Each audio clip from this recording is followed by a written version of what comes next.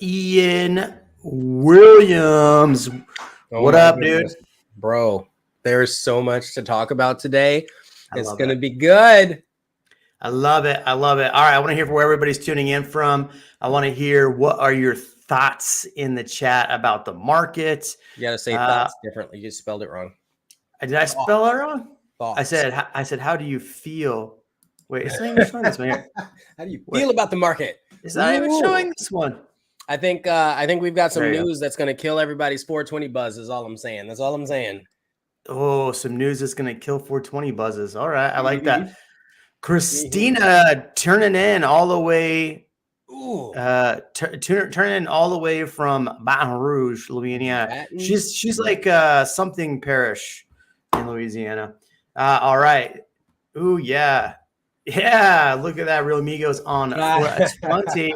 We planned it that way. By the way, everybody's high on life. All right. So, all right, there we go. Getting rolling. I love all the comments. Christina's getting the gummies rolling. Angel is in Austin, Texas. What's up? How are you? All right. Thank you, first of all, Kristina, for putting that in numbers, because we are going to talk about the market, the Austin market. What the freak is going on? It's going to be painful. Is it going to be painful? The Austin numbers are out. Right? Yeah. The Austin numbers just landed for March. It's really interesting to me, Ian. Sometimes I feel like the numbers don't actually like match up to what's happening in reality. Like they're just two separate things, because I'll tell you what's happened with me in the last month, and we'll just hear from you, and then we'll go through the numbers. So in the last month, we've put 5 listings under contract. Okay. And we've put 7 buyers under contract. It has been so busy, and I have more listings coming up. It's been so busy. I don't feel like I see the numbers, I see what's happening, but it doesn't make sense to me. What's happening with you in your neck of the woods? So I think I have 3 or 4 listings, and then a couple lease listings, and a handful of buyers that are shopping. Same kind of scenario. It is busy. Busy is a good word for it, but that doesn't necessarily mean that it's not changing rapidly. Because why is it busy? Which I want to show. We'll talk about that. But why is it busy right now? Let's see. Kristina says Housing Crash Bros said it's down 50%. The real numbers are 3%. But YouTube said. Interesting. Yeah, we'll talk about the housing numbers right here in a second. Yeah, it's interesting to me. Remember last year at this time, we sat here going, "Oh my God, the inventory is so low. It's so low." And then I remember just everything, 150,000 over list price, 150,000 over list price. All my listings, 150,000 over list price. What the difference a year makes in freaking inventory. Ian, real quick. List price. In list price too. What a difference it makes in list price. Yeah. I remember last week, I was racking my brain. I forgot what I was talking about. I said, these crash bros don't want to tell you this. They don't want to tell you this. They don't say this. And then I totally forgot what it was. Got you, bro. I remembered. All right. So what I meant to tell you is that this article came out late 2022, and it still works, that Austin is like number 2 on the list with most equity rich cities. Now, if you bought a property in the height of 2022, different story. Okay, different story. But for the most part, what is it? 73.8% of homeowners are well within equity rich range. So that's not what I want to talk about tonight, but I just remembered that thought. So I wanted to bring that up. But let's talk about the number. Interesting. The smallest levels were in Baton Rouge. The smallest levels were in Baton Rouge. Yeah. Sorry, Kristina. I was waiting. Flashbacks back. So prices have stopped dropping in my neighborhood, but nothing is really selling. We want to talk about that in a second. Yeah, that's the key. That nothing is really selling. That's interesting. Interesting to put a pin in. Yeah, I have this listing, and when I went into it, I told my clients, like, here's the price. So we were going to talk about good and bad situations that we've had in real estate, but it's to this point, to Aaron's point. So this neighborhood that we were listing in had like 49 homes on the market. It was absolutely insane. It was a lot. Well, I told my clients like, hey, look, when we list, we need to list at this price. We'll say 975. Okay. But there's like 49 homes on the market. 975 comps were showing right about $1 million, but we need to be at 975. And they go, no, we want to list at $1 million. So then it sits on the market, 30 days go by. We drop the price down to 960. Guess what happens? We get multiple offers. And we end up getting over that 975 number. So that's just, that's anecdotal, but that just shows you why pricing aggressively in this market makes a difference.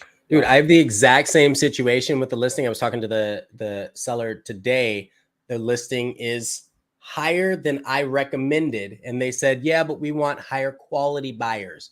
I was like, what does that mean? Yeah.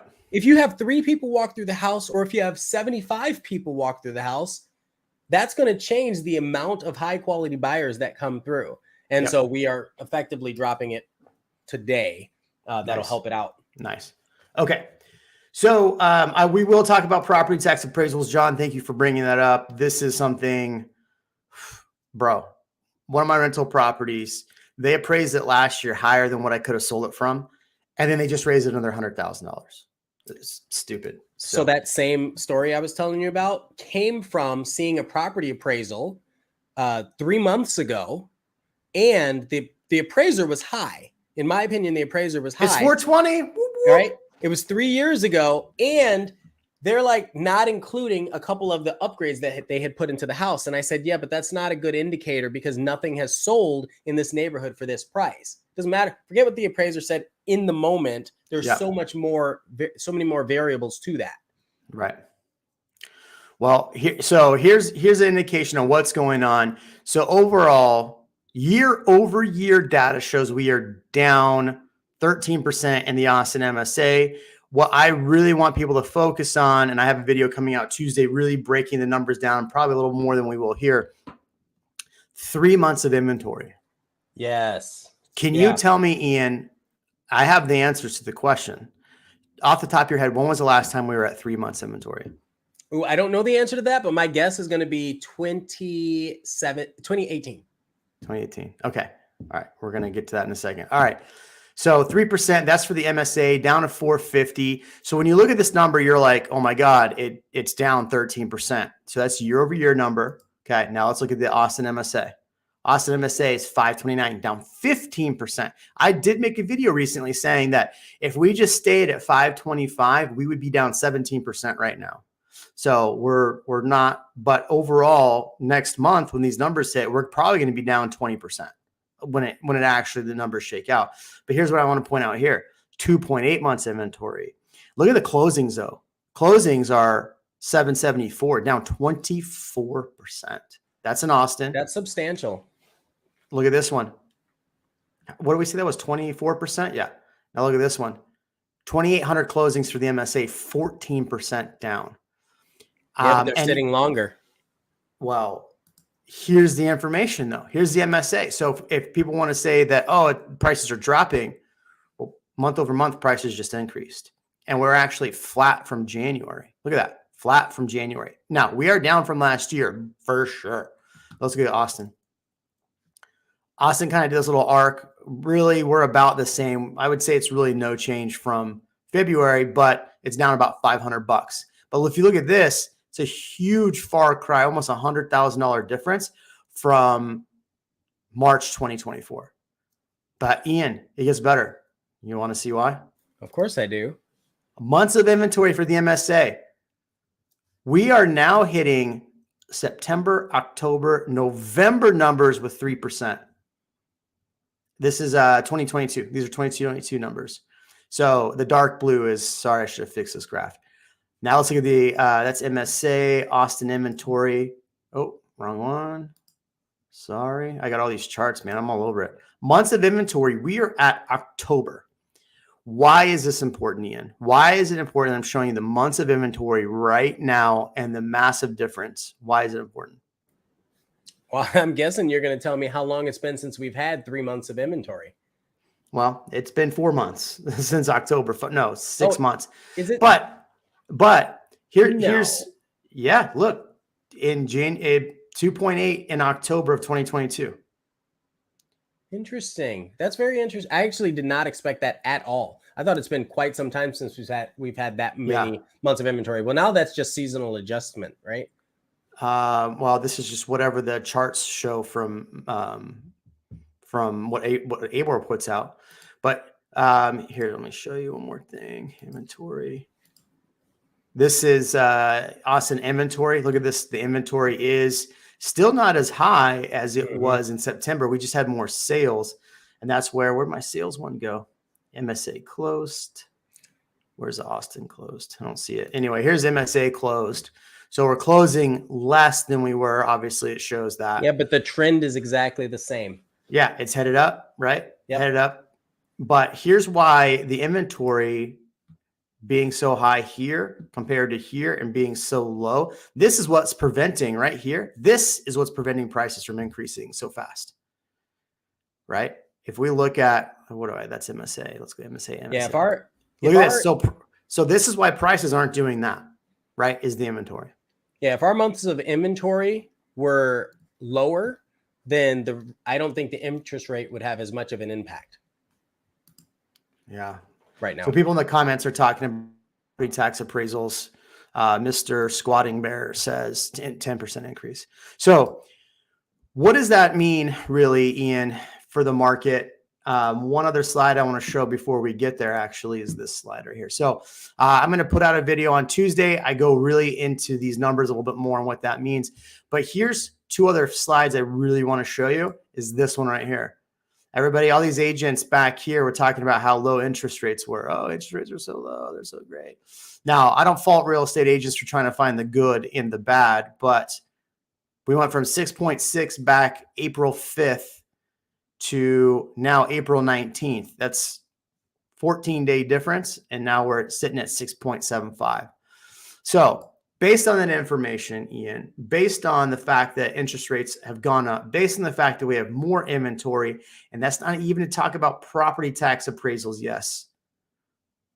What do you think is going to happen in the market? Well, I've been following a number that I think is pretty interesting, and I think we're going to talk about it a little more, is rentals. So I've noticed how many rentals have hit the market in the last, you pick 24 hours, pick last 7 days. The amount of rentals is insane that have hit the market, which in my mind means all of these people that are equity rich, they have these properties. They're also going back to whatever their former lives were, or they're going back to doing things, and they're realizing that due to tax appraisals, due to all of these things that are happening, they're like, you know what, I'm gonna rent it. I don't want to get rid of it, but I'm gonna rent it. And a lot of houses are being listed right now. Yeah, no, for sure. So I have this up here from rent.com. So there was an article out. I'll pull up the article. It's from Redfin talking about the percent drop. But if you look at this compared, I did the math on this from April to April. For a 2-bedroom, we were at 1987, now down to 1852. I did the math at 7% down. Same thing where for studios was 1,100, now down to 999. It's a $100 drop. 1 bedroom to 1 bedroom, you're about even. It really didn't change much. Yet you have a Redfin out here saying that Austin is number one. What is that? I forget that term. Numero gata, whatever it's called. Oh God, people are gonna roast me for that one. Anyway, Austin's number one in negative 11% decline in rents. I love how it takes you to the rental chart, but that's the whole market. I looked at it. Round Rock was one of those outliers. It's really kind of come down quite a bit. But what are your thoughts on that? I think some of that is desperation. So here's an example. If I look at just today, leases. There were 108 new active leases and 92 with price drops. So when you think about that, you've got 200 lease homes that are hitting the market right now. And so the people that have been on the market for a little while, they're like, listen, we just got to rent our place, because people don't want to pay these double mortgages and all the taxes for the properties. So they have to do something, and they don't want to sell, because if they sell, they probably won't get what they think they're going to get or what they put into it, especially if they bought it as an investment last year or the year prior. Right. I mean, here's just the number for listings, right? So Yeah, in the that's last 7 residential. days, Yep. yeah, for the number of listings, this is not even for rent, just listings, were 1,100. But look at the number of price decreases. 1,300 out of, what is it going to be? Search. 1,300 out of 10,000. Look at that, 10,000. That hurt. So That's yeah, let's look at rentals real quick. Lease residential, 3,600, 3836 on the market. That's pretty big. That's not the worst. But there was not too long ago articles out stating the fact that Austin, this is in 2022, Austin needed 100,000 more units for rentals. I don't think we actually need 100,000 more units. But when you're looking at the 22 numbers, when everybody's moving over here over a 2-year time frame, yeah, now everybody's getting sent back. I mean, how many clients have you had that are on their way back to California or on their way back to New York? You know, I actually have a handful that are on the way back to California, but more people are moving to places. I think we talked about this, like your Colorado or like further out in Texas, your Jarrell, your Lampasas or something like that. They're moving further out, but they don't want to leave Texas if they can help it. Yeah.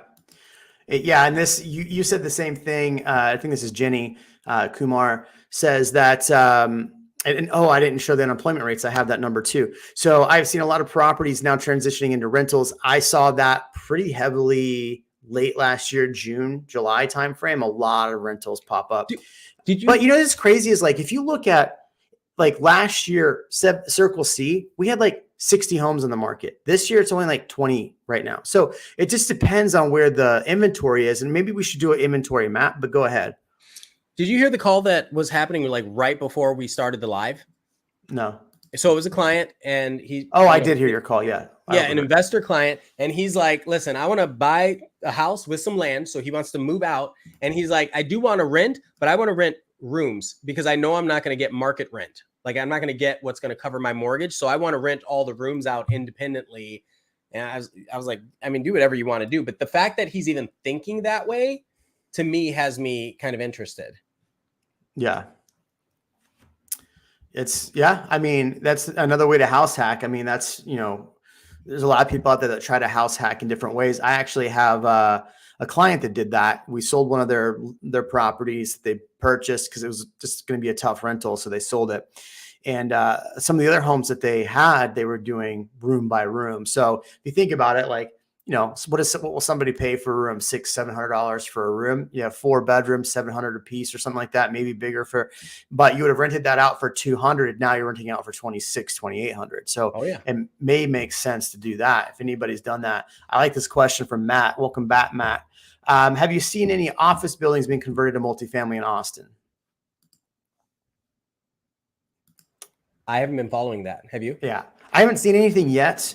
I know there's a big push for multifamily right now, but I have not seen. But they're slower moving, Yeah, they're slower moving. And then like to kind of coincide with that, I was watching the rental income. So just like we look at our active, we look at our residential, we look at our leases. I was looking at some of the income property. There were 2 that were listed on the market today. Yeah. Like it just doesn't happen. People aren't letting them go if they can help it.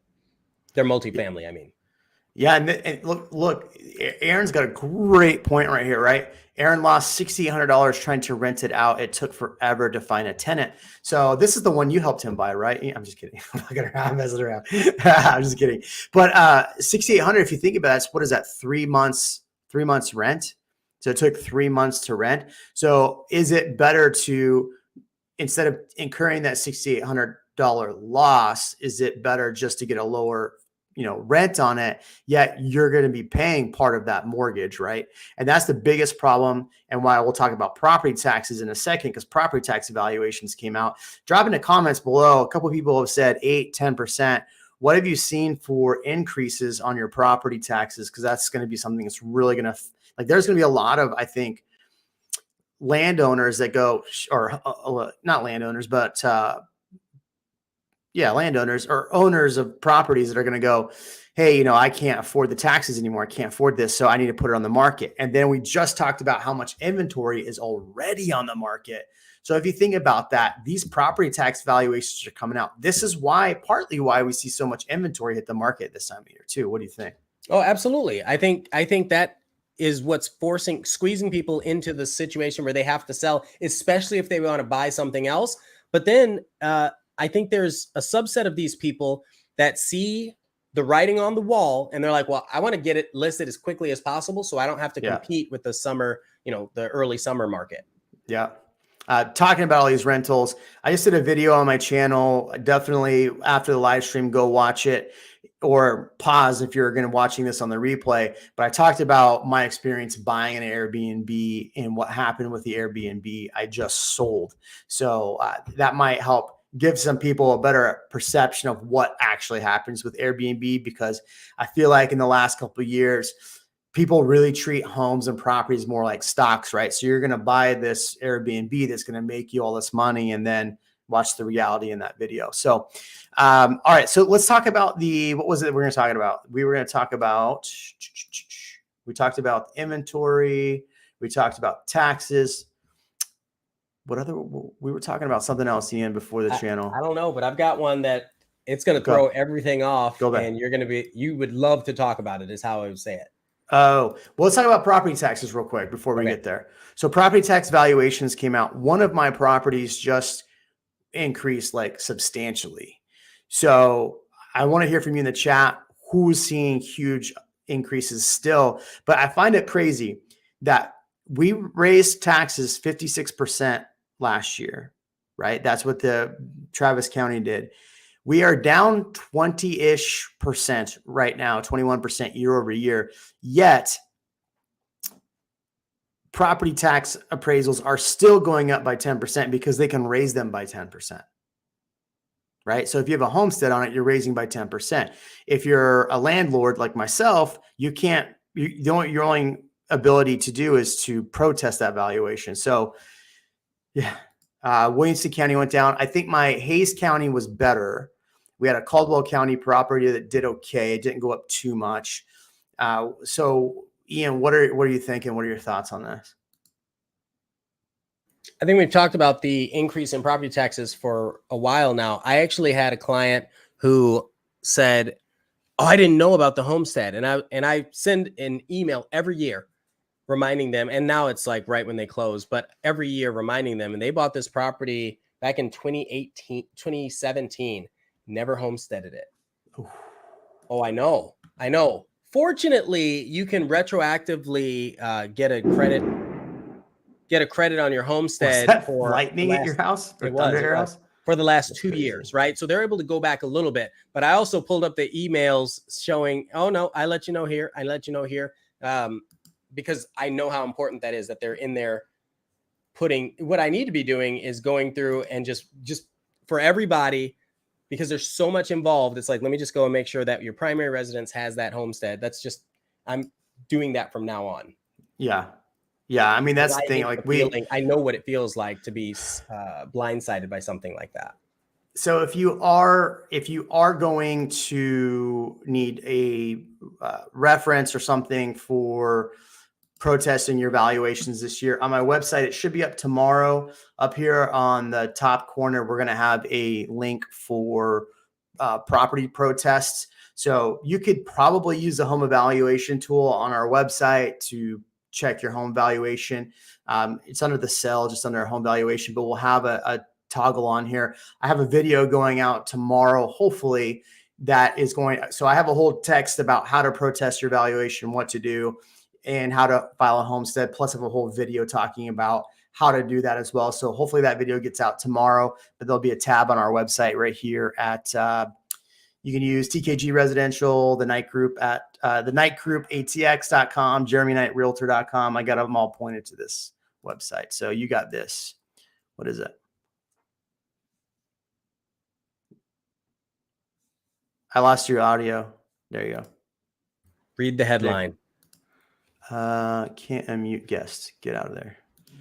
says housing agency rules will force homeowners with good credit to subsidize high-risk borrowers. This is really interesting because Byron Lazine talked about this morning. I was interested to see what actually was in this. Now, I've had a couple lenders talk to me about this in the past. That was before this rule has been in effect already. Like this already passed, but I think as of May 1st, it's implemented. Yep. Yeah. So read through it and tell me what your take is on it, Ian. So I think about it similarly to how we discussed the recapture, right, for the school zones. It's like, I understand that they're trying to help more homeowners get into homes. I get that. But it's at the expense of people that may already be having a hard time getting into homes, but you rarely know these people, everyone's situation as they're getting into the homes. You don't know what kind of money they're plopping down. You don't know where they're getting the money from. Somebody's getting the down payment from their grandmother just because they have good credit. Maybe they didn't buy anything yet, right? Like, you can't just rob Peter to pay Paul without having without having any kind of set criteria. So do people a favor so they understand what's happening. Why don't you read through the article to explain what's happening? So go ahead. Right here, experts said that borrowers with a credit score of 680 would pay more than $40 a month on a $400,000 mortgage to help people that have a lower credit score. Consumers with lower credit scores and less money for a down payment will be given better mortgage rates, specifically the mortgage rates, than they otherwise would have had in the form of wealth distribution. So I believe it was on Byron's podcast this morning that he was talking about this, and I've read through this before. So I think they get to pay $40 less than the average person does. So they get a discount of $40, but the average person still stays the same. Yet even in this, it says article is misleading. Credit score of 780 getting better deals than broke 740 and under from I'll pull up the comment. Sorry, Patrick. Thanks, Patrick, for the comment. But article is misleading. Credit scores over 780 are getting better deals. They broke under 740 from single bucket to several. So, it's interesting because it's the same thing with like when they're talking about doing affordability in Austin. Yeah. I love how they always talk about let's do affordability. More housing means more affordability. Yet really they're forcing. So there's an article out in Austin Business Journal today talking about how they want to change the zoning, and how they're going to do this is if you're building a massive complex and you give 10% to affordable housing, then they'll actually give you a break on that build. So it's not really creating more affordable housing. It's subsidizing and having more expensive housing, taking care of affordable housing, or what is deemed affordable. Is it the best way to do it? I don't know. I'm not a politician. I don't run the city. Yet I don't feel like, as somebody that has to offset the cost of somebody else, I already have a 10-year-old that I have to take care of and a wife. So I don't want to take care of your 10-year-old, but that's just me. Well, I mean, it kind of goes back. It's very similar. I don't know about very similar. I got to be careful with that. But yeah. I equate it to something like, if I don't have kids, but I have to pay extra property taxes to a school where my kids are not attending. Yeah. Why? Right? Like, How do I feel about that? Why do I feel this way? It's somewhat like that. Yeah. So a lot of people are, drop a comment below. How are your thoughts, or what are your thoughts on the fact that potentially people with higher credit scores are going to get dinged to help people with lower credit scores?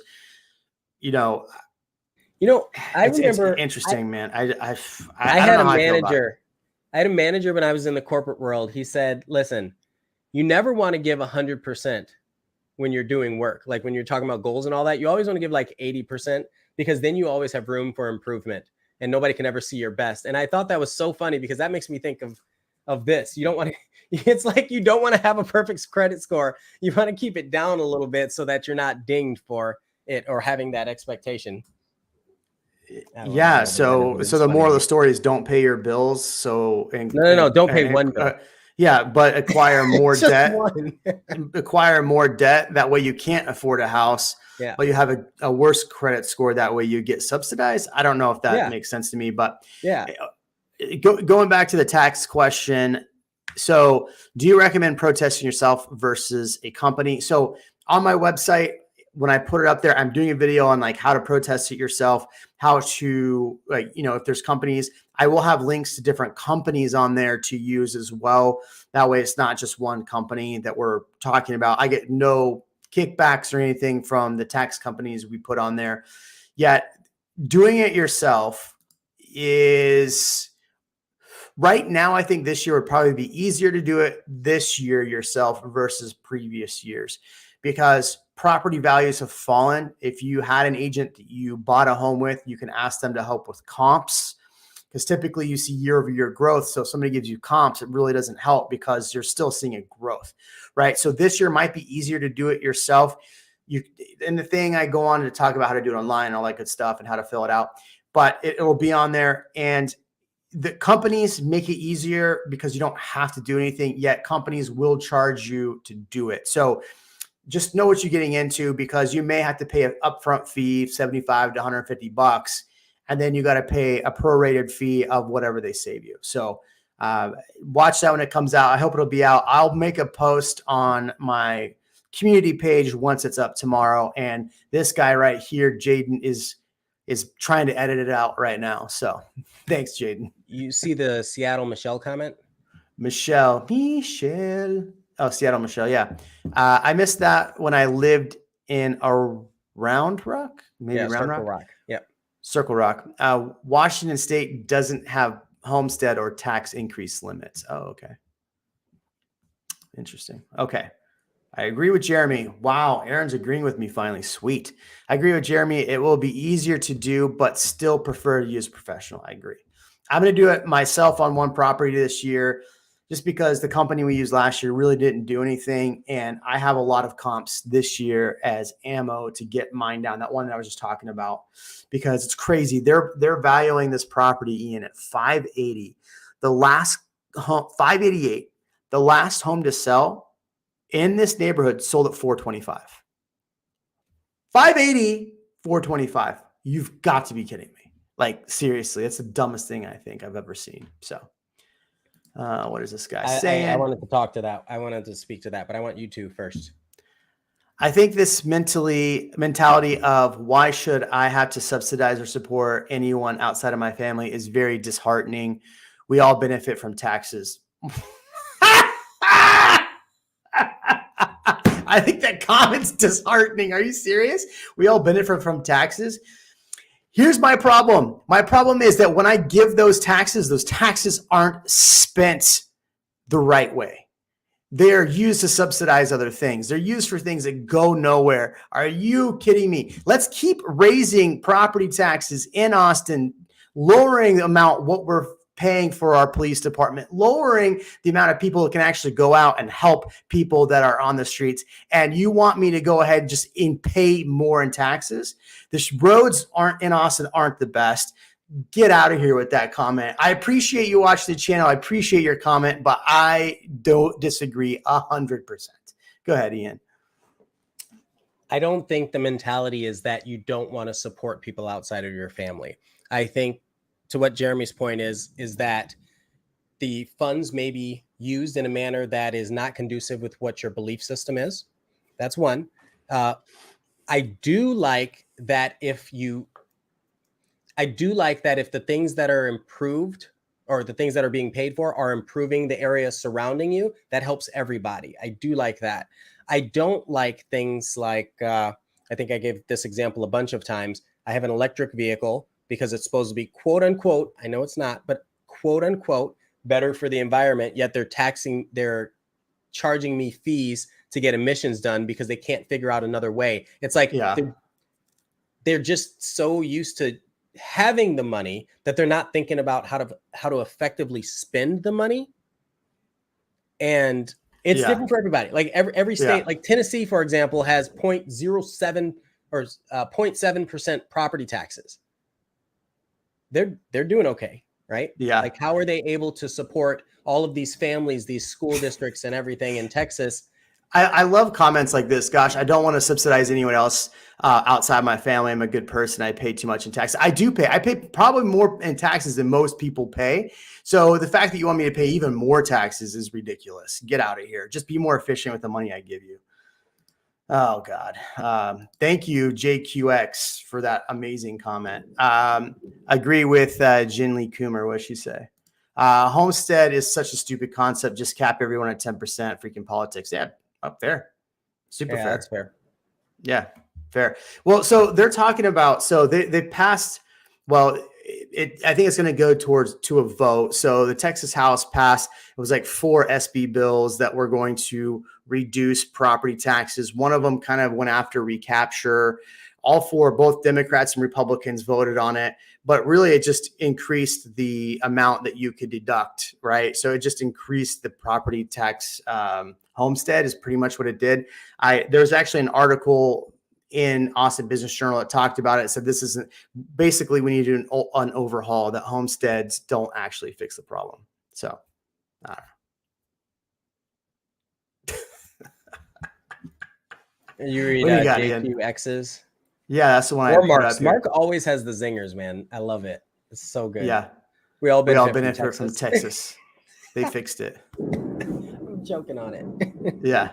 We all benefit from Texas. Atlas so go back to JQX. Okay. So, gosh, I don't want to subsidize anyone outside of my family. I'm a good person. I pay too much taxes. Here's my question. If the person has 5 children, a single mother, living in an apartment, should they have to pay more taxes? Well, theoretically, theoretically, they do get more subsidies as far as like they don't pay, like they have, everybody gets a child tax credit, whatever that is. Everybody's different. So you're saying single mother working from home, it depends on what they make. Do they pay more? Like taxes are a progressive thing, right? Yes. So as you make more, you pay more in taxes. So, it's all a relative thing. If you buy a property and the property taxes go up, you're spending more money on property taxes. That goes back to the city. It goes back to the funds. So I also said living in an apartment. Living in an apartment. That's what I'm saying. But the whole goal is to potentially get out of an apartment so you can buy a home, right? So you can gain wealth, because a lot of people make money and they gain wealth out of buying and selling homes. Yes. If you're stuck in an apartment now, prices are too high, interest rates go up, and property taxes are out of control expensive because they keep going up. You're not going to be able to afford the property taxes on top of what you pay for taxes. So that is something to think about. Well, I guess my point to that whole rant is that she has to focus on her children. If she's paying more in taxes, that might be one less meal for one of her kids, right? Yeah. And so if the thought is that she pay her fair share, you don't know the circumstance. Right, for sure. We never know these circumstances. But if she's living in an apartment, she's not paying the property taxes unless she owns investment properties, right?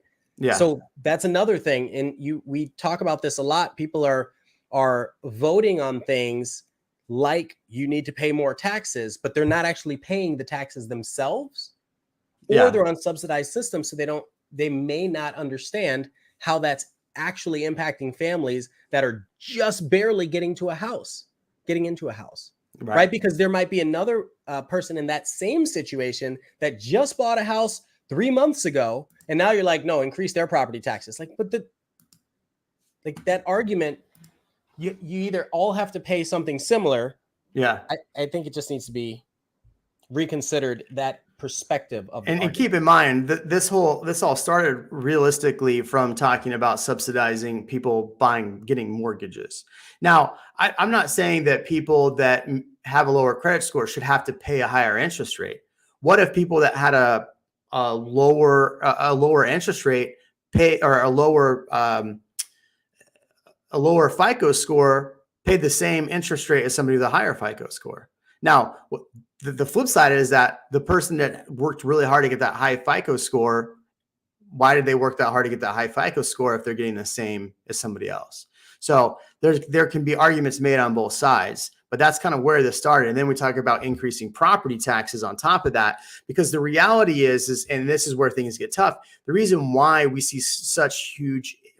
seen such huge increases, especially last year in rental rates, is that when a landlord gets that new property tax bill and that property tax bill increases, they have to raise those rates, that monthly rate, in order to make up for the fact that they just increased property taxes. Now, this happens a lot. And so that's why we saw such a big increase. Being down 11% now is going to be an interesting situation where more people are having to list their properties. And so it's a double-edged sword either way you look at it. You can't have one and be amazing and without the other. So it's something to think about both sides. So I want to respond to this next one too, the lifing. All right. So let's answer this one real quick. How low do you think interest rates need to go in order to get housing market up again? I think they need to be under 6%. I think maybe about 5.5%. And so think about too, you have a lot of people that feel strapped to their properties. They feel strapped to their properties because they have a 3% interest rate. They got the super low interest rate. It's amazing, but why would they move up? So you do have a lot of people that feel stuck, that bought this house 3%. They want to move up. So instead they're renting it out and then they're paying a higher interest rate, or they don't want to sell it because they have such a low interest rate, looking at 6.5%. So if you see interest rates drop back down to 5.5%, we might see more of those people list, and that would actually keep rates low for a while as far as property values. Go ahead, Ian. You can comment on this one. Okay, so Lifing says, why does she have 5 children with no father in the first place? Bad choices? Not 1, not 2, but 5. We don't know if she's widowed and they didn't have the opportunity to purchase life insurance, right? Like, we don't know that story. I use that because I do know 5 may be a bit high, but I know many people that have multiple children and do not have a partner. Mm-hmm. And it's a very real conversation for so many people that are trying to buy a house, but they're living in an apartment. And that's why I bring that up, because it's very much a factor to consider whenever you're looking at properties in Austin, new construction, resale, all that sort of stuff, all the prices, all the voting. There's so much more to these situations. Yeah. Well, and it's just like, you can't, it's interesting. If you think about why our property taxes and our taxes aren't spent efficiently, look at most charities. Most charities actually only spend less than 5% of their income that they make on the actual thing they're talking about. That's the worst. Pull up these numbers. True. Yeah. But 5% for some of these charities is good, right? Only because you have administration costs, you have marketing costs, you have all these fees just to get that dollar. And then you spend only 5 cents of that dollar on the actual charity that's going to. Now you look at other things like Community First Village. I mean, you have a lot, but they get a lot of donations. They have a lot of people in there. So that's why I like Community First Village. So I feel like the comparison there is, you're saying the government is running, in some situations with some of these programs, is running like some of these charities, where they're only taking a small portion and putting it toward the actual issue at hand, and the rest is just administrative or logistical costs. Yeah. I mean, look, think about it. The government doesn't run a business. They do run a business, but they run a business of, if we run out of funds, let's just go ahead and raise more funds.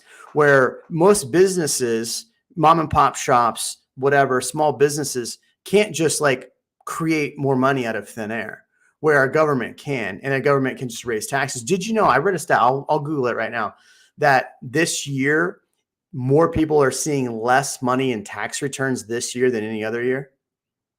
I didn't know that, but that makes sense.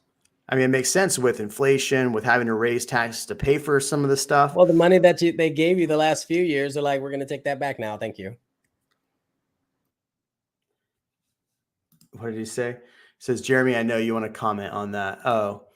If you rent, I mean, I did a comment. It's exactly what I said already. If you rent, you still pay property taxes. They pass it on to you in the rent. Yeah. for sure. I think they try to, but I think that's the situation we're missing right now is people are trying to do that and it's not renting. And so they're forced to list it or drop the lease price. Mm-hmm. Rambo Austin Homes for Sale says a lot of people don't realize the admin cost of a nonprofit. Yeah, it's expensive. So that's where it's like you say, nonprofits are nonprofits, but the government really isn't a nonprofit.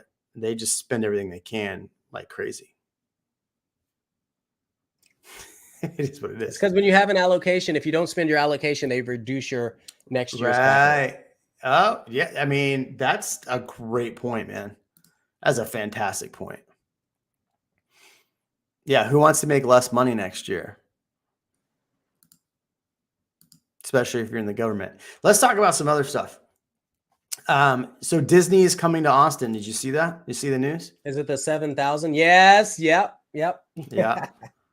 So I posted this video the other day. Pretty interesting. What was that guy? I forget that kid's name, but the guy that came on here was like, yeah, 7,000. It was like 7,900 acres got bought. So here it is, Solana Ranch out in Solana Ranch is what it's currently called, right? And it's getting ready to change. Solana Ranch. Yep. So this area out here they're talking about bringing in another 50,000, or Solana developer says 50,000 could eventually live in the community live in huge community near Gerald. 50,000. So you think 2 people per home? It's 25,000 homes. It says on the thing they're only building 15,000 homes or 14,000 homes. Well, I mean, 14,000 doesn't seem like a whole lot for that acreage, but 14,000? Are you kidding? Most neighborhoods build like not even 2,000. Like most good sized neighborhoods are like, I mean, Circle C might be an exception to that, but that's a whole neighborhood. I mean, I wonder how many acres is Circle C? I wonder. Yeah, that's the real question, because I don't know that. But so you look at Easton Park, right? That one, they're doing 20,000 more homes. You do not Morningstar. What was the other one? Santa Rita Ranch. They're doing 15,000 or 14,000 homes. So like it's, that's getting more common now. Had to Google this. Let's see.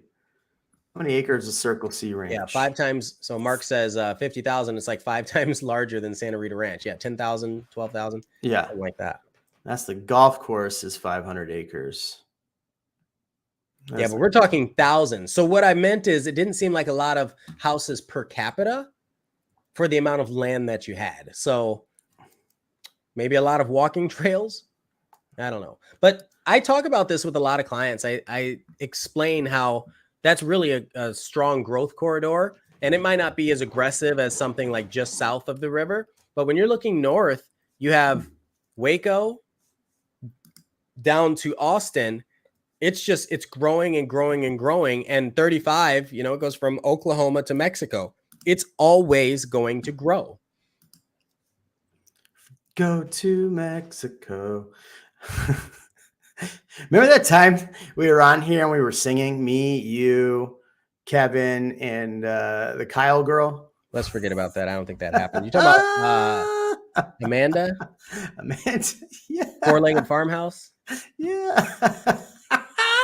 Yeah, it's been a long time since we've been on this show. 7 too many. Yeah, she did. I'm kidding. Amanda, if you're watching, we love you. You're awesome. She's not watching. I can tell you she's not watching. I know. Amanda, you should join Real. Yeah. There you go. Yeah, tell her about it. Man, if she joins Real, that'd be pretty sweet. We'd have her on the podcast. She's really cool. She does a lot of community outreach and stuff like that, and she spends good time with her clients. Like she is a really good person and a realtor. So I appreciate her. I do. So I saw this one too. I want to get your thoughts on this. So Dripping Springs is trying to approve this as well.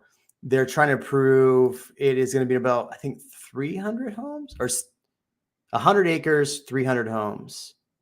Right off 290. Yeah, 307 single family homes. Right off like Deep Betty Vodka's right here. That'd be great. So 300 homes in this little spot. This little ridge thing is cool. I wonder if somebody's ever going to do anything with this. But there's a plateau right here. I'd love to buy this, develop, put like condos on top of here, big old shopping center. Like this would be great right here. It's got a big bluff. I'm thinking racetrack, but sure, shopping center, whatever. But the prices for Dripping Springs right now, the median's like 750, 760, 767 for Dripping Springs. So they're talking about bringing more homes into like the 400 price point with this. So I think that would be great for Dripping Springs. So if something like this happens, now there's already another development coming that's going to be sub 500, like below 500. So if you're looking at Dripping Springs in the next year in the 500 price point in an area where prices are 750 plus, reach out, holler at your boy. I'll put you in a pretty cool neighborhood that's being, but the problem is that it's like off Ranch Road 12. So it's far. I mean, if you look go ahead.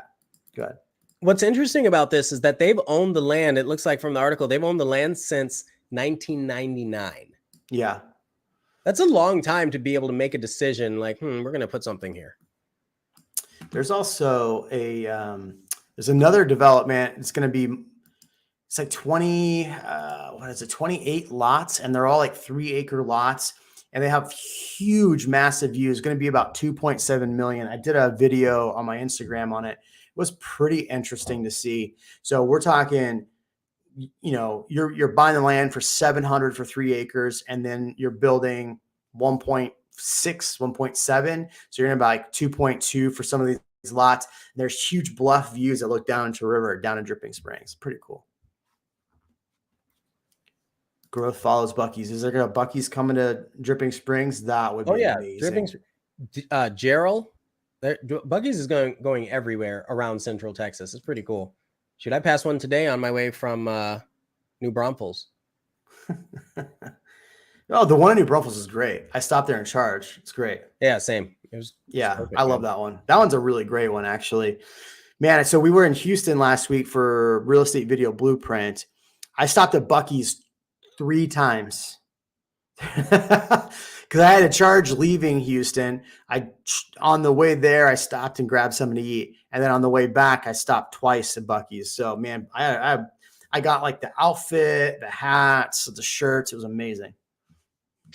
The clogs, rather. Yeah. Who else has been at Buc-ee's and absolutely loves it? Okay, that's a question for the comments. If Buc-ee's did build a neighborhood, there we go. Would you move into it? Because they can obviously build a gas station really well. They can. All right, Ian, what else we got, man? What else is tickling your fancy right now? I can't tell you what else is tickling my fancy. It is 420, right? Hold on. Yeah. Who in the comments has partaked in the 420 rituals? Bert's Barbershop jumping into new East development. Let's see. There's been some good stuff in the news recently. Have you heard anything about Lakeside Meadows? No. I just had to bring that up. Oh yeah, talk about Lakeside Meadows. Aaron wanted to hear about it. Yeah. Nothing, man. Zilch. That's actually funny because we did talk about this a little bit. If you look at something like Leander Springs, Lakeside Meadows, these are, I'm not going to call them stalled projects, but I have not seen updates in a while. And I've been following them. I keep trying. Northline's moving along, right? So I worry about something like Leander Springs, which is one of the coolest things in the world, but I'm hoping that hurries on up, because for those of you that don't know, it's basically a Hawaii style beach resort, live, work, play. You've got theater coming, all this sort of stuff in Leander, between that ovular shape where they have the 183 split. Seems really cool. I was trying to pull up Lakeside Meadows as you were talking. There's like no new information on it. I know. Yeah. Like, just because you see people moving and doing things. So we were just talking about building houses out in Liberty Hill. You're talking about Gerald and Austin Holmes with Mr. Rambo writes, why is inventory so high in Liberty Hill? High. Is it? Oh, high. Yeah. Rambo. Wink. Yeah. I mean, let's look at it. Why is inventory so high in that area? There's a question to you, Ian. So and this is actually a question, I don't think Kristina's still on, but if she is, and we've talked about this a lot, just because it looks like we have months of inventory sitting. There's still, what are the new housing starts and then the number of people moving to the location that are factors to consider. And as I look around, I see new apartment complexes flying. They're building those like you would not believe all over. And they're building out. There's just so much land. I see all these new developments. I think you still have the mentality that we're going to run out of houses based on the data, that we're going to run out of houses if we don't keep building. And I think there's just a small pause in the amount of people that are submitting the offers today. But Aaron says it's no longer stalled over there, by the way. So he said you're a liar, basically. no, he didn't. He didn't say I was a liar. He says he sees stuff happening, but yeah. that doesn't mean it's Roland, on the internet.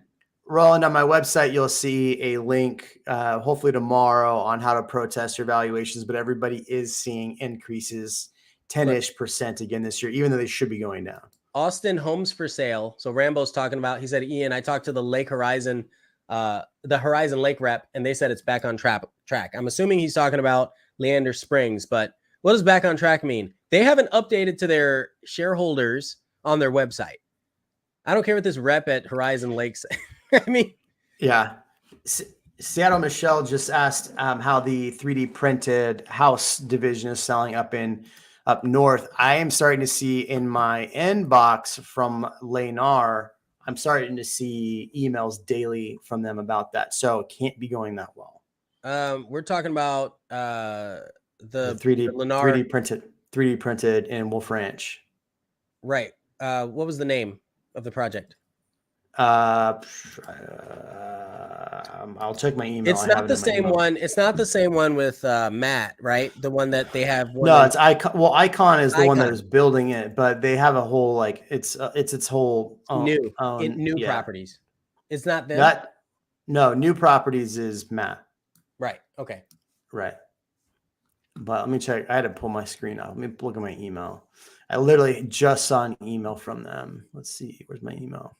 Look, so Rambo mentions those apartment complexes are going to hurt the single family rentals real bad. You know, it's kind of a good point. And I think they know what they're doing, right? So for anybody who's watching this and they're like, well, rent is super cheap right now, they're going to get people in at, ridiculous prices like $1,700, $1,600 a month to compete with your single family rentals. And then when it comes time to renew, that's when they're going to get them. That's when they're going to get them. Let's see, can you hear this? No. Can you hear? No. How do I add the audio to the screen? When you go to share, you can check the box that says share tab audio. Just share screen, share tab audio. It's clicked. Maybe it's only on a Chrome tab. I mean, don't tell me you're using Safari. Yes, I'm using Safari. Hold on, let me pull it up. On what do we know about Whisper Valley? John asked that. Man, Whisper Valley's. Yeah, we've been talking about that for like 4 years. But yeah, so they shot up in price point, but they didn't shoot up in size. But I will say some of their houses, some of the new designs look really cool. I'm actually impressed with the design. That doesn't change the build quality or anything else, but they look really neat. I think they're sitting because they're still kind of higher price than what people want to pay because they don't understand all the value that you might be getting. For example, like the whole garden and the Google Fiber and the geothermal heating and cooling, like all of that is kind of the package deal. And a lot of people may be thinking unilaterally, like just this with single focus. Sorry, single focus. Can you hear it now? Did you hear it? Still no, Jeremy. Still not doing it? No, man. So Rambo asked, why isn't anyone talking about, are you talking about Guillermo? Maybe Treviso, I think. Oh, well, I'm counting the asterisks. Oh. That's my fault. I'm actually trying to do it the right way. Like I had it on the wrong one. Try this one out. Hold on. I'm Daniela Perry Merith. I am coming to you from Wolf Ranch in Georgetown, Texas, right outside of Austin, where Lennar and Icon have partnered together to build the world's first community of 100 3D printed homes. I'm sure you're wondering what we've been up to, right? So let's go take a look.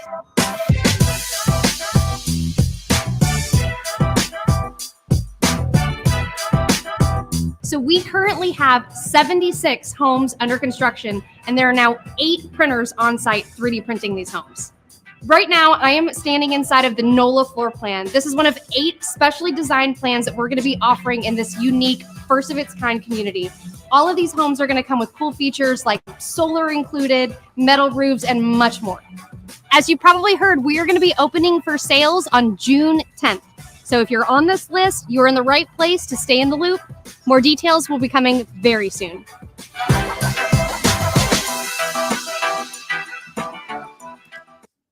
There you go. I nailed it. I finally. So I got to open it on not Safari, and it'll work in the future. Perfect. Now I know. I think everybody else knew that. Well, no, it's because it's a StreamYard. Give me a break. Come on, man. Give me a break. Yeah, nobody knows anything about Treviso. I'm just kidding. Prices in Treviso are still really high.